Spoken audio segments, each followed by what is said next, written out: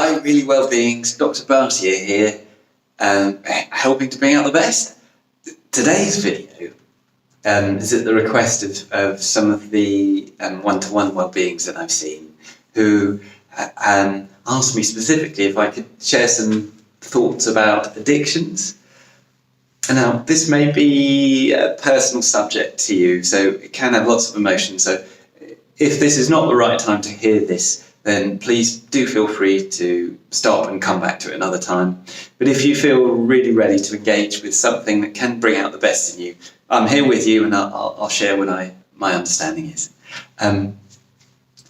So first of all, I'm not an expert in addictions beyond my own personal experience, and that in my work both as a general presence or GP in the NHS, and also as a presence practitioner and as a fellow human being.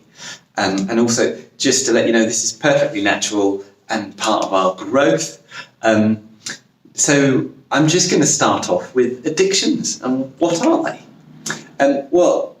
If I could begin with, and you probably know from hearing some of my previous talks, I have some addictions, or I remember believing that I had some addictions, including one to do with muesli, and a current one that I'm dancing with is to do with acronyms. I just seem to be addicted to acronyms and keep producing them. So those are a couple of things that are going on in my life. But I tend to think of addictions as they're comforting habits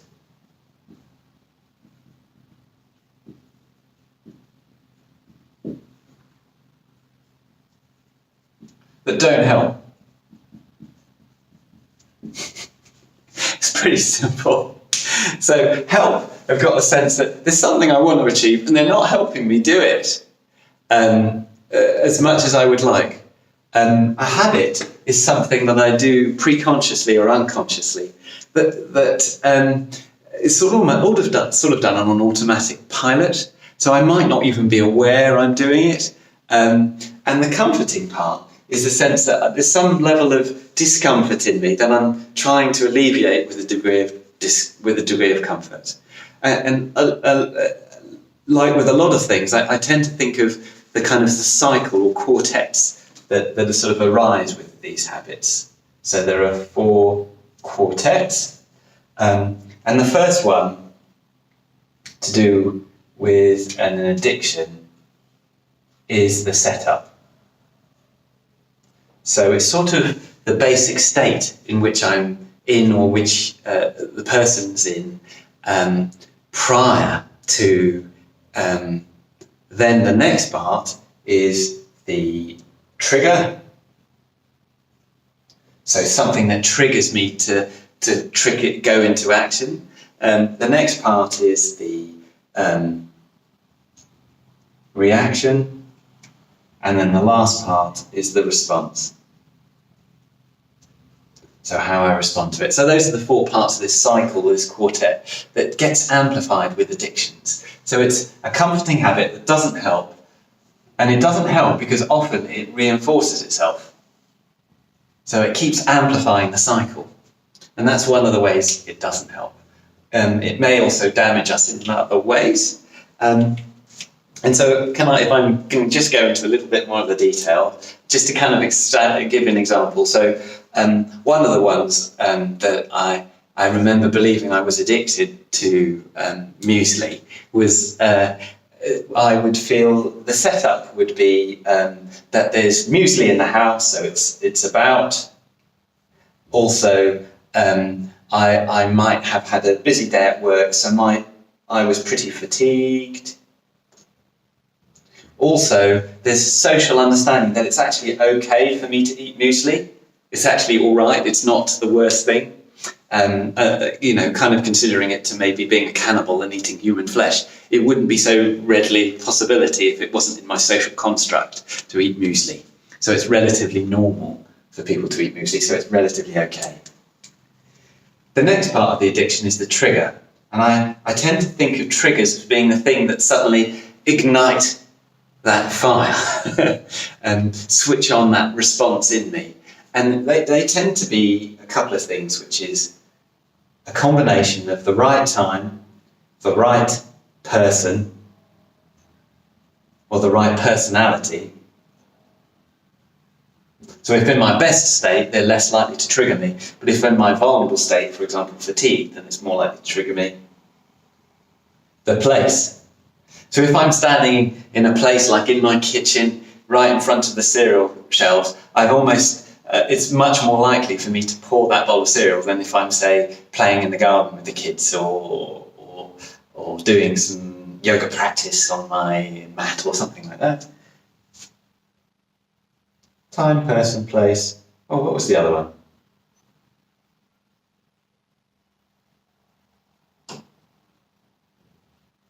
Oh, I can't remember. I'll come back to that. Well, that's triggers. The next part is the reaction or the behaviour.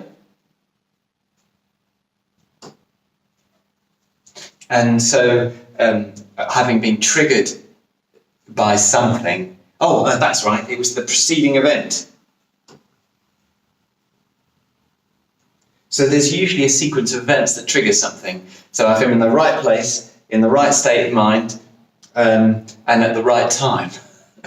For example, if I'm fatigued at the end of the day, when I've used up all of my willpower muscle dealing with other issues, then I'm much more likely to resort to these autopilot habits and be less present.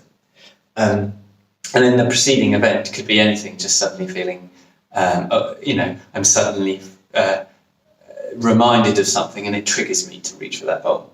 Then the next thing is the behaviour. So having done that, the behaviour for me would be to eat muesli.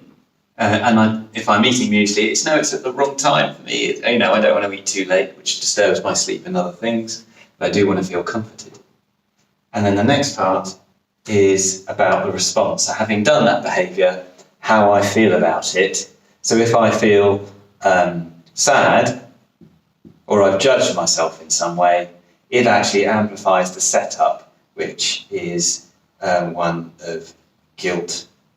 Or the other thing is, part of it is the reward. So I've got that, but I've also got this feel-good feeling where, I get the sugar rush. So I get an immediate sort of physical reward about it.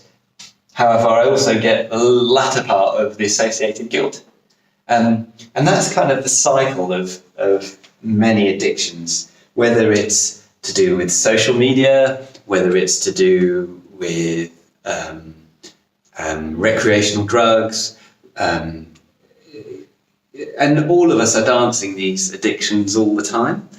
The problem is when this pattern continues and actually amplifies to the point where it takes over and distorts what we really want, which is a wonderful life. So it doesn't help anymore and actually positively reinforces itself. So if I feel bad about myself, I then set myself up to then be in a position where I'm more likely to be triggered to have my bowl of cereal, get my hit of sugar to give me a temporary comfort before it makes I unconsciously don't feel right, I don't sleep so well, so I'm in a bad state again. And that amplificatory cycle, I sort of see it like a fire.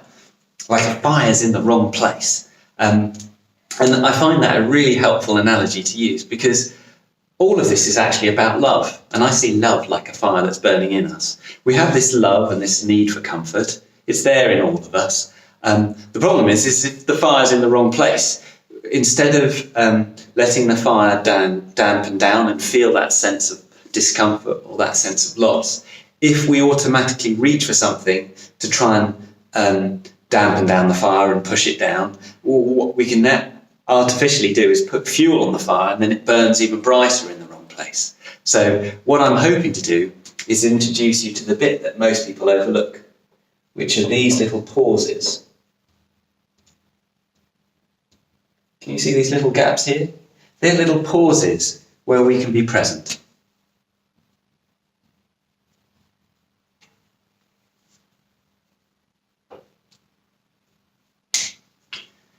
And it's those pauses, the essence of presence, where our power lies, our capacity to change these cycles and redirect things. And so a lot of the practices that we do is about actually simply being present wherever you are in that cycle. So there are many things you can do to then redirect that energy, that fire, so it's burning in the right place. And I hope it's okay. I'm just going to go through some of the strategies that you could use now. So first of all, I suspect the best one to begin with is right here, is with the response. So having done any kind of reaction, having gone through any kind of habit, if at any stage you are feeling guilty, like you've done something wrong. Guilt, from my understanding, is saying, you know what, I could do with some punishment because that will help me change my behaviour. Interestingly, there's overwhelming evidence that shows that punishment just doesn't work very well.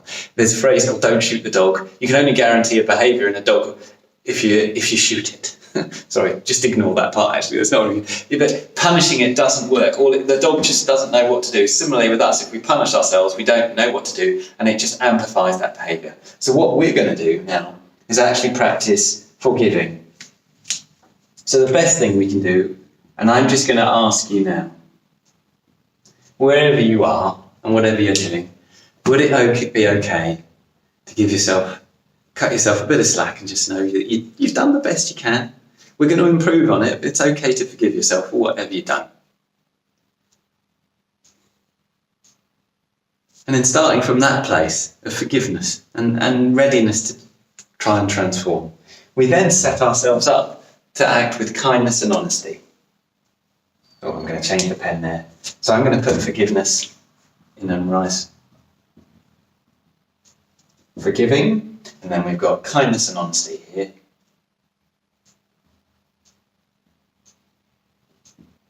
And that's what forgiving leads to.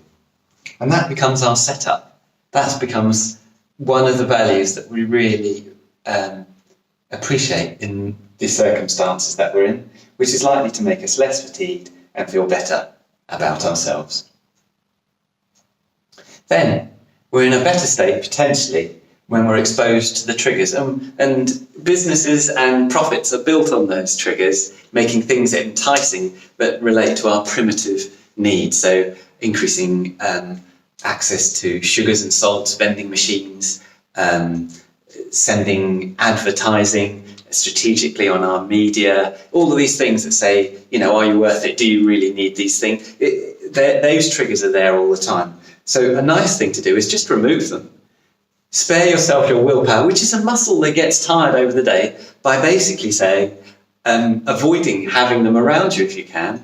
So, for example, I have my phone, which has an automatic switch off by 8:30 p.m. because I know by 8:30 I want my screen switched off, so I'm ready for bed.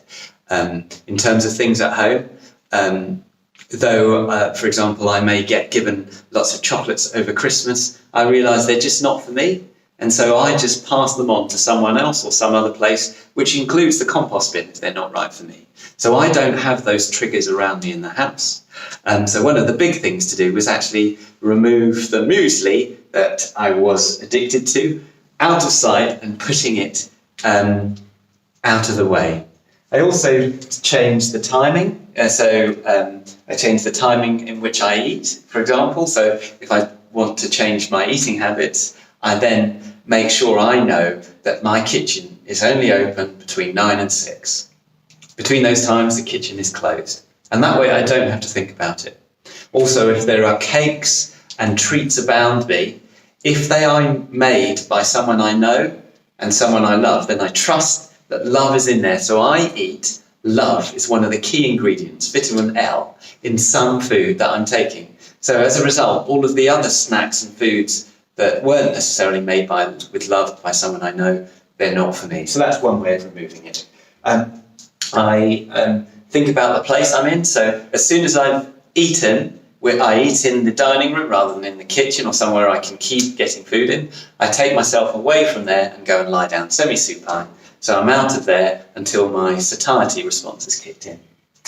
I also make sure that I set up my preceding events to be nice to me. So if I've had a stressful day at work, I will plan to come home and do something that's really nice and relaxing and nourishing for me, rather than go straight to the kitchen.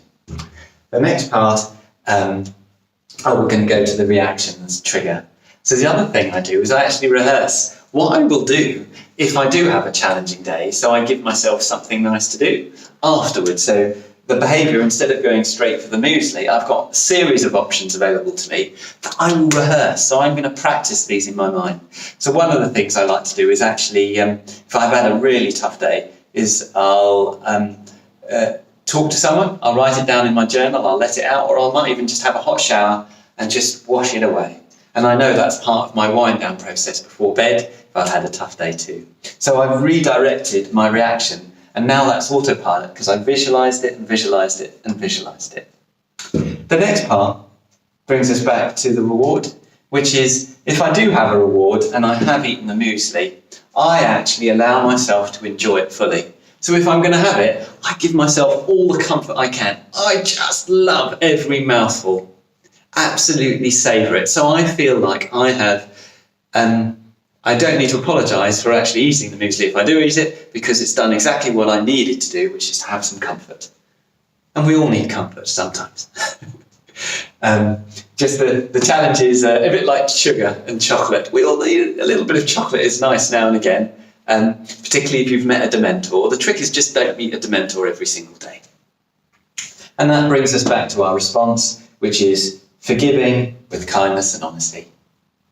I hope it was useful to kind of go through that cycle, and I wonder if you might spare a few moments just to think about any addictions that you might have in your life or that you remember you used to have in your life. So I remember I used to believe I was addicted to acronyms, and I wonder if the next video I do has a lot fewer acronyms in it. If I do use an acronym, I'm just going to enjoy it, and I hope you do too. Bye for now.